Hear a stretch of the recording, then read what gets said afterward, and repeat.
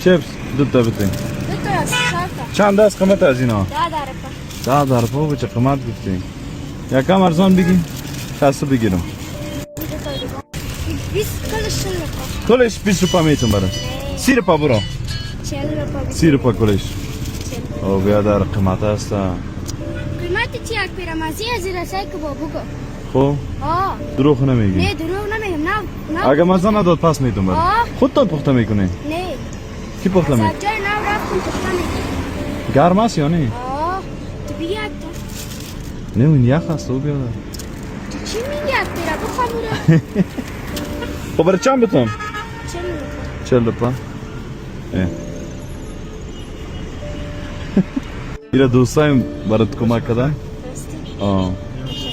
ایره دا مادر جان باز اثر ما بود سیز؟ خدا